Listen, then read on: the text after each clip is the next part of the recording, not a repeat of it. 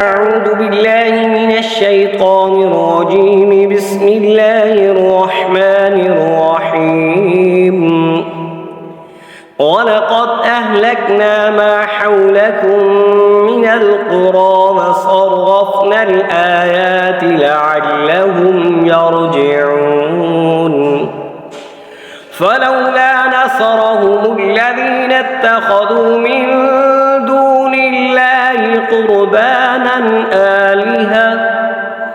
بل ضلوا عنهم وذلك إفكهم وما كانوا يفترون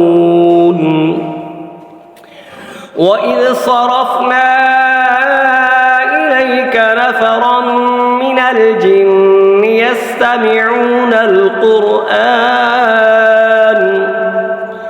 فلما حضروه قالوا أنصتوا فلما قضي ولوا إلى قومهم منذرين قالوا يا قومنا إنا سمعنا كتابا أنزل من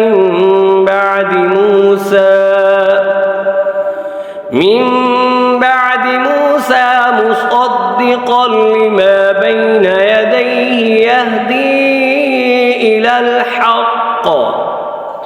يهدي إلى الحق وإلى طريق مستقيم يا قومنا أجيبوا داعي الله وآمنوا به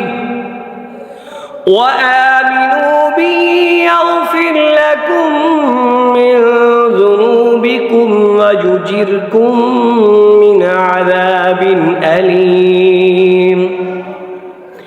ومن لا يجب داعي الله فليس بمعجز في الأرض وليس له من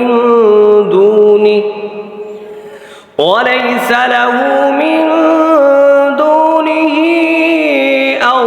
أولياء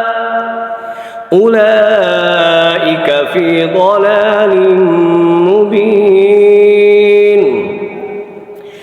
أولم يروا أن الله الذي خلق السماوات والأرض ولم يعي بخلقهن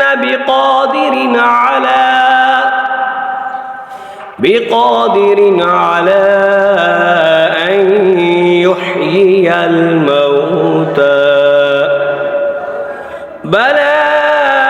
إنه على كل شيء قدير ويوم يعرض الذين كفروا على النار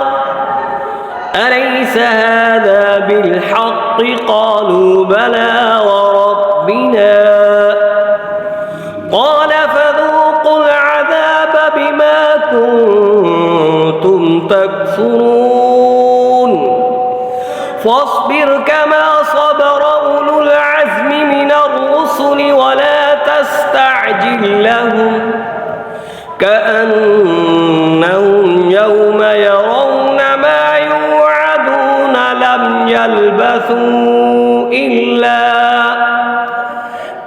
يلبثوا إلا ساعة من نهار بلاغ فهل يهلك إلا القوم الفاسقون صدق الله العظيم। ये वीडियो अच्छी लगे ज़रूर सब्सक्राइब करें, शेयर करें और लाइक करें। अल्लाह ताला हम सबको सही तरीक़े से कुरान पाक पढ़ने की तौफ़ीक़ अता फ़रमाए।